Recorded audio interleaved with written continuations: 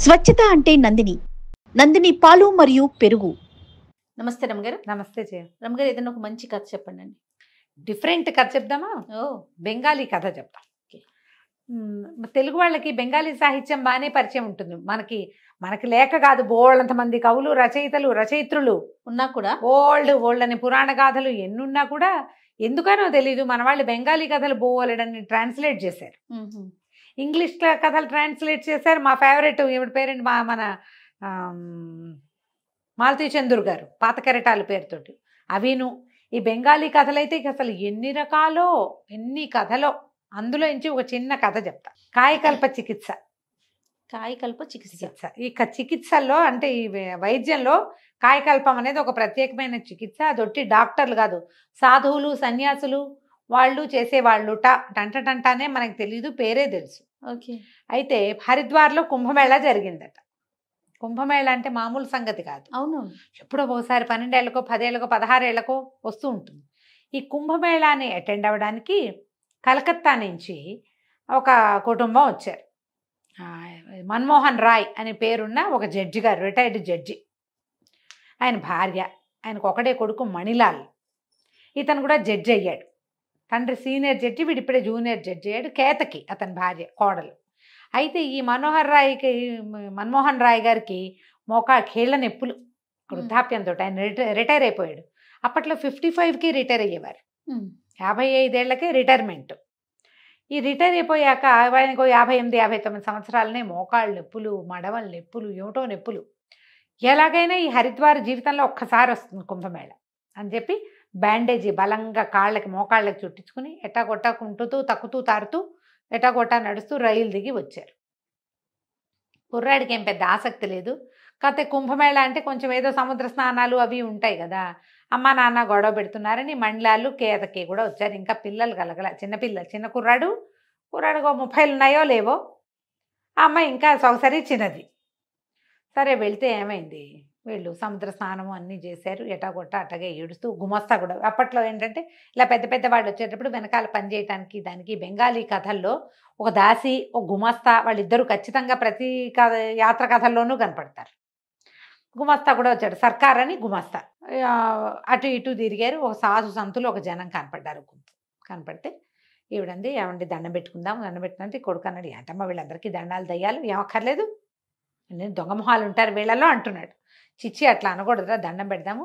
ఏమండి మీ కేళ్ళ నొప్పులు తగ్గుతాయేమో, ఏదైనా సాధు సంతులను అడుగుదామండి అన్నది. ఇంకేముంది, చావుకే తగ్గేది నా నొప్పులు, ఇక అయిపోయింది, మన సర్వీస్ అయిపోయింది అన్నాడు ఆయన భర్త జడ్జి గారు. సరే ఇద్దరు కలిసి వెళ్ళి దండం పెట్టారు. కోడలు కూడా నెత్తి మీద ముసుకేసుకుని, వాళ్ళంతా ముసుగుల వాళ్ళు కదా, దండం పెట్టడానికి వచ్చింది.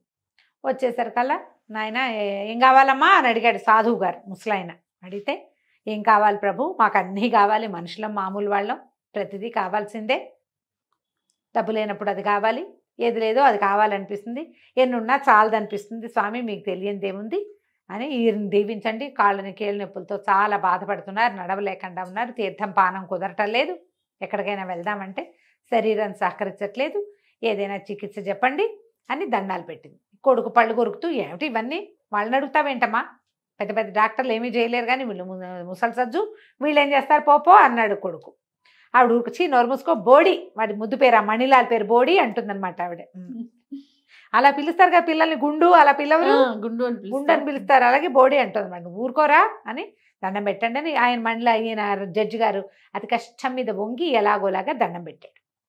దండం పెడితే ఆయన అన్నాడు, లేకేమమ్మాయి వైద్యం, కాయకల్ప చికిత్స ఉంది, చికిత్స చేసుకోవచ్చు అనగానే ఇవిడికి ఆశ పుట్టింది. ఏమండి ఆ చికిత్స ఏదో చేయించుకోండి, మీ కాళ్ళ నొప్పులు తగ్గుతాయి, హాయిగా ఏదైనా ఎక్కడికైనా వెళ్ళాలంటే నాకు కొంచెం ఆవిడ కొంచెం చిన్నది, ఆయనకంటే 58, 59 ఉన్నాయి, ఆవిడకి ఇప్పుడే 50 వచ్చి ఉంటాయి. కొంచెం స్థూలకాయ రాలు తప్పిస్తే అంత కీళ్ళ నొప్పులు లేవు ఆవిడకి. భార్యకి భర్తకి 8, 9 సంవత్సరాల గ్యాప్ ఉంటుంది కదా. అనేసరికల్లా ఆయన అన్నాడు, వృద్ధ సాధువు 4 రోజులు పడుతుంది కాయకల్పానికి, నమ్మితే ఉండండి అన్నాడు. అనేసరికి ఇవిడికి ఆశ పుట్టేసింది. ఉందాం ఇక్కడే ఉందామని బతిమలాడ్డం మొదలుపెట్టింది. అమ్మా ఇదంతా హంబకు, ఇవి నమ్మకు, ఈ ఊళ్ళో ఏమని ఉంటామమ్మా, నాకు ఉద్యోగం లేదా, ఆయన అంటే రిటైర్ అయ్యి ఉన్నాడు, నీకు పని పాట లేదు అని కొడుకు విసుక్కున్నాడు. పిసుకునేసరికల్లా ఈయన మెల్లిగా సాధువు గారి దగ్గర కూర్చుని చిన్న సాధువుల దగ్గర విషయం కనుక్కున్నాడు. 1 నెల రోజులు ఏకాంతం, చీకట్లో ఉండాలి. 1 నెల రోజులు బయట ఏదైనా వార్తలు ఇవ్వటమే తప్పిస్తే చూడకూడదు. 1 నెల రోజుల పాటు లోపల ఉండాలి. ఉండేసరికల్లా ఈవిడేమంది, నువ్వు వెళ్ళిపోరా, మేము ఉంటానులే, నువ్వు ఇంటికి వెళ్ళిపో, మేము ఇక్కడే ఉంటాం, నేను చూస్తూ ఉంటానంటే ఈయన అన్నాడు, నీ గోలు ఎవడు పడతాడు, ఆయన ఏకాంతం అంటుంటే ఎంతసేపు చూస్తానంటావు, నువ్వు ఎవరు చూడకూడదుట, నువ్వేమో వెళ్ళిపోవు, నువ్వు కూడా పిల్లాడితో పాటు వెళ్ళిపో. ఇప్పుడు తనుందనుకో అత్తగారు, కోడలు చిన్న పిల్లని తనకు సాయం ఉంచుకుంటుంది, తను వెళ్ళిపోతుంటే పిల్లని ఇక్కడ ఎందుకు ఉంచుతారు? సరే మీరందరూ ఊరి బోడి మీ నాన్న మీ అమ్మని మీ ఆవిడ్ని తీసుకుపోరా, సర్కార్ని ఒకడిని నాకు తోడుంచు. వాడు ఉత్తరం రాస్తూ ఉంటాడు, ఈయన ఎవరితోటి మాట్లాడకూడదు, కమ్యూనికేట్ చేయకూడదు అన్నారు. ఉత్తరం రాస్తాడులే ఉండడానికి సిద్ధపడ్డారు. అయింది. అక్కడి నుంచి ఏమైంది, సరే తల్లి కొడుకు కోడలు ముగ్గురు వెళ్ళిపోయారు. సర్కారు మన్మోహన్ రాయ్ గారు ఉండిపోయారు, జడ్జి గారు సర్కార్ పనివాడి సర్కార్ గుమాస్తా సర్కారు ఉండిపోయారు. ఉండిపోయాక వాడు 3 రోజులకు ఒకసారి సర్కారు, 4 రోజులకు ఒకసారి, 5 రోజులకు ఉత్తరం రాసేవాడు. అయ్యగారి పళ్ళన్నీ రాలిపోయినాయి, కొత్త పళ్ళు గవ్వల్లాగా వస్తున్నాయి, నెత్తి మీద జుట్టంతా ఊడిపోయింది, జుట్టంతా పండిపోయింది కదా ఆయనకి, అంతా ఊడిపోయింది, కొత్తగా మొలకలు వస్తున్నాయి, నడక సాఫీ వచ్చింది, నొప్పులు తగ్గాయి, నడుము సాఫీ అయ్యింది, అలాంటివన్నీ రాస్తున్నాడు. నెల పూర్తయింది. నెల పూర్తయితే వీళ్ళు ఏం చేశారు, నాన్నగారు వచ్చే రోజు వచ్చేసింది, రేపు వచ్చేస్తున్నామని సర్కారు ఉత్తరం రాశాడు. టికెట్లు బుక్ చేసుకున్నారు. సర్కారు అయ్యగారు బండి ఎక్కారు. బండి ఎక్కాక ఆ బండి దిగాక అతను ఏమన్నాడు, ఈయన జడ్జి గారు, ఒరే సర్కార్, నువ్వు బజార్ వెళ్ళి కొంచెం పళ్ళు స్వీట్లు అవి కొనుక్కురా, నేను మన వాళ్ళని కొంచెం తమాషా చేస్తా అని చెప్పాడు. చెప్పేసరికి సరే సర్కారు బజార్లోకి వెళ్ళాడు. ఈయనేమో ఒంటెద్దు బడ్డి దిగి, ఇప్పుడు ఒంటి గుర్రం బళ్ళు అవి దొరుకుతాయి, జట్కా దిగి ఇంట్లోకి వెళ్ళాడు.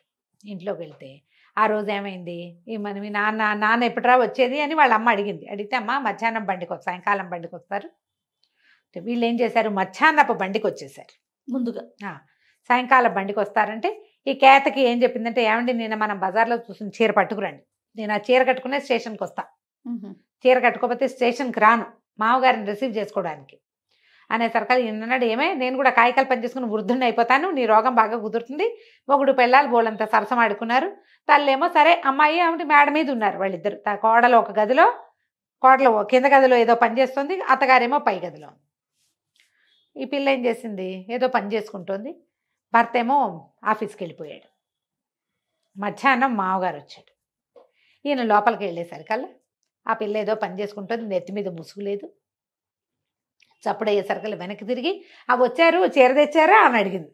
ఈయన నిర్కాంతపడి, ఇదేమిటి కోడలు ఏనాడు ఆ పిల్లని ముసుగు లేకుండా చూసింది లేదు, చూడకూడదు అట్లా, వాళ్ళ పద్ధతి కాదు. అదేమో సగం పవిటంతా వెనకాల వీపు జీరాడిపోయి వీపంతా కనపడుతోంది. మొహం ఏనాడు ఆయన కోడల మొహం పెళ్లినాడు చూశాడు, మళ్ళీ చూడలేదు. ఆ పిల్లడి తిరిగి చీర తెచ్చారా తేలేదా, చీర తేకుండా నేను రావద్దని చెప్పానా లేదా, మరి ఇంట్లోకి ఎందుకు వచ్చారు, ముందు వెళ్ళి చీర పట్టుకురండి అంది. అనేసరికి ఈయన గిరుక్కుని తిరిగాడు. ఆ అమ్మాయి ఏమనుకుంది, భర్తే చీర పట్టుకు రావడానికి వెళ్ళాడు అనుకుంది. ఈయన గబగబా మెట్లెక్కి పైకి వచ్చాడు. మెట్లెక్కి పైకి వస్తే ఆవిడేమో ఏదో కుట్టుకుంటుంది కూర్చుంది. ఆ భార్య కాస్త కను వెలుగులో ఉంది. అమ్మీ నేను వచ్చేసాను అన్నాడు. అమ్మీ అన్నాడు. ఇవిడికి అమ్మలాగా వినపడింది.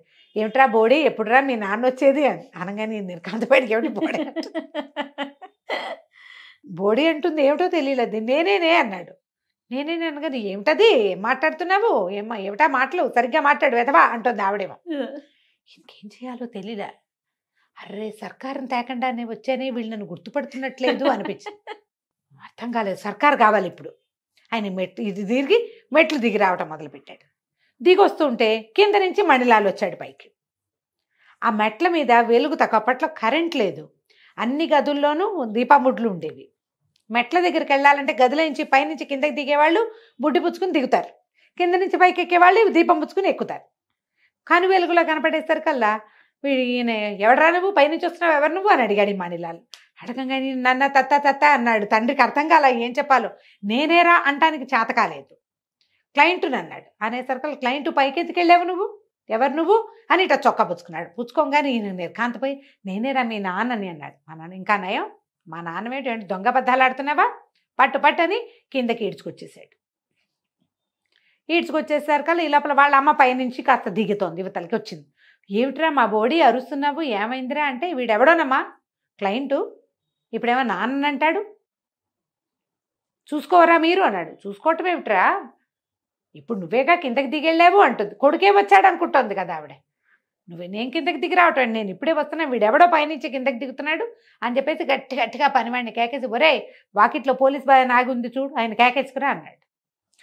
ఆ దారి జడ్జి గారి మ్యాజిస్ట్రేట్ కదా ఇతను, అది అంతకుముందే పోలీస్ వ్యాన్ ఒకటి ఈయన్ని దింపెళ్ళింది, ఎస్కార్ట్ వస్తుంది. వాడు పరిగెత్తుకుంటూ వెళ్ళి పోలీస్ ఇన్స్పెక్టర్ని పిలుచుకొచ్చారు. పోలీస్ ఇన్స్పెక్టర్ వచ్చాడు. ఆ కను వెలుగులో ఎవరో కుర్రాడు, ఇంచుమించుగా మణిలాలంత పొడుగు ఉన్నవాడు, నెత్తి మీద జుట్టు, వృద్ధుడయ్యేందుకు అవకాశం సుతరాము లేదు. ఇంకేముంది, అక్కడి నుంచి పోలీస్ ఇన్స్పెక్టర్ లోపలికి వచ్చి, ఎవరో నువ్వు ఏమిటంటే, ఇన్స్పెక్టర్ గారి కుర్చీ వేసారు. ఈయన హతాశుడని నెత్తివి చేయబెట్టుకుని కింద కూలబడ్డాడు. మామూలు పరిస్థితుల్లో అయితే ఆయన కింద కూలబడలేడు, మోకాళ్ళు సహకరించవు. ఇప్పుడు కుర్రాడైపోయాడు, ఆయన ఢామ్మని కింద కూర్చున్నాడు. ఈ మణిలాల్ అన్నాడు, ఎవరోనండి, ఇంట్లోకి వచ్చేసాడు. ముందేమో క్లయింట్ అన్నాడు, ఇప్పుడేమో మా నాన్న అంటాడు. నేనేరా అబ్బి, నువ్వు నన్ను గుర్తుపట్టలేదా అంటాడు ఆయన నెత్తి కొట్టుకుంటూ. ఇంతలో ఏమైంది, సర్కారు వచ్చి వీళ్ళొచ్చి 2 గంటలు అయిపోయింది కదా. ఆ సర్కారు పళ్ళు పువ్వులు అన్నీ మోసుకుని లోపలికి వచ్చి, అయ్యగారు ఏంటండి కింద కూర్చున్నారు అన్నాడు. అనగానే మణిలాల్ నిర్ఘాంతపడి, ఎవరిని రా అయ్యగారు అంటాం. అదేంటి బాబు, మన నాన్నగారే అని ఆ సర్కారు చెప్పాడు. చెప్పంగానే ఆవిడ పరిగెత్తుకుంటూ పైనుంచి కిందకు వచ్చింది. కేతకి సిగ్గేసింది. ఇందాక మావగారేనమాట లోపలికి వచ్చింది, వీపంతా చూపించింది, మొహం చూపించేసింది, నెత్తి మీద కొంగు సవరించుకుంటూ వెళ్ళి ఒక మూల నుంచి ఆయన 2 దీపాలు పెట్టి ఇన్స్పెక్టర్ చూస్తే ఏముంది, నుంచున్న మండలాలు ఒకడు, నేల మీద కూర్చున్న మండలాలు ఇంకొకడు. తండ్రి డిట్టో కొడుకులాగానే ఉన్నాడు. ఆయన ఆశ్చర్యపడి, ఏంటండి బాబు ఇదే, కాయకల్ప చికిత్స చేసుకున్నానండి, అక్కడికి ఉత్తరాలు రాసాము, పళ్ళు వచ్చినాయి, జుట్టు వచ్చిందని, వీళ్ళని సర్ప్రైజ్ చేద్దామని ముందొచ్చేసాను. సర్కారు లేకుండా రావడం వల్ల నేను మీ కాళ్ళ దగ్గర కూర్చోవాల్సి వచ్చింది. ఆ సర్కారు వచ్చి గబగబా రెక్కపుచ్చుకొని లేవదీశాడు ఆయన. మణిలాల్ కూడా నిర్ఘాంతపోయాడు. కాయకల్ప చికిత్స ఇంత చేస్తుందా, మా నాన్న నన్ను చేసేసిందిగా. కోడలు సిగ్గుపడి చచ్చి లోపలికి పోయింది. ఇంకేం చేయాలో తెలియక ఇన్స్పెక్టర్, క్షమించండి పొరపాటు అయింది, ఎందుకు పోలీసులు పిలిచారు బాబు అని అడుగుతున్నాడు సర్కారు. ఇప్పుడు అక్కడ ఎవరో దొంగ అనుకున్నాడు. ఇంతలో ఏమైంది, మ్యాజిస్ట్రేట్ని కలవడానికి ఒక వార్త, టీవీలో వార్తలు పేపర్లో వేస్తారు కదా, వాళ్ళొకళ్ళు వచ్చి వీళ్ళిద్దరినీ ఫోటో తీశారు. ఫోటో తీసి మర్నాడు పేపర్లో వేశారట. 25 ఏళ్ల భర్త, 50 ఏళ్ల భార్య, ఇప్పుడు ఏం చేస్తారు వీళ్ళు అని. ఆవిడ లబోది బోమని ఏడుపు, మళ్ళీ చికిత్స చేసుకురా, లేదా ఇంకా 4 రోజులు నేను చచ్చాక ఇంకో పెళ్లి చేసుకుందు కానీ ఇప్పుడు కొడుకు అంత ఉన్నవాడితోటి నువ్వు నేను కలిసి ఉంటాం ఏమిటంటుంది ఆవిడ. అబ్బాయి 25 ఏళ్ల వాడైపోయాడు ఆయన. అదే పళ్ళు ఊడిపోయినాయి, కొత్త పళ్ళు వచ్చినాయి, జుట్టు అంతా ఊడిపోయింది, తెల్ల జుట్టు అంతా, మళ్ళీ ఫ్రెష్ జుట్టు వచ్చింది. వాడు చూస్తే అన్నయ్య భార్య తమ్ముడు పక్కన, కొడుకు పక్కన నుంచుంటే ట్విన్స్ అల్లే ఉన్నారు వాళ్ళిద్దరు. కోడలు అంటుంది, ఓహో 50-60 ఏళ్ళు వస్తే మీ నాన్నలాగా అవుతారా మీరు, కర్మ అంటుంది. ఎవరైనా మనకి 25లో 30లో తెలియదు కదా, 50 వచ్చాక ఎలా అవుతామో మనకి ఎట్లా తెలుస్తుంది. అప్పుడు వార్తల్లో కూడా పడ్డారట వాళ్ళు. కాయకల్ప చికిత్స చేసుకుంటే భార్యాభర్త ఇద్దరు చేయించుకుంటే ఇద్దరు యంగ్ అయ్యను. ఆవిడ ఇక్కడే ఉంది, ఆయనకి మోకాళ్ళ నొప్పులు పోవడం కోసం చేస్తే ఇదిగో ఇది అయ్యిందనమాట. కథ కంచికి మనం ఇంటికి. బాగుంది రమ్మగారు. నమస్తే. నమస్తే.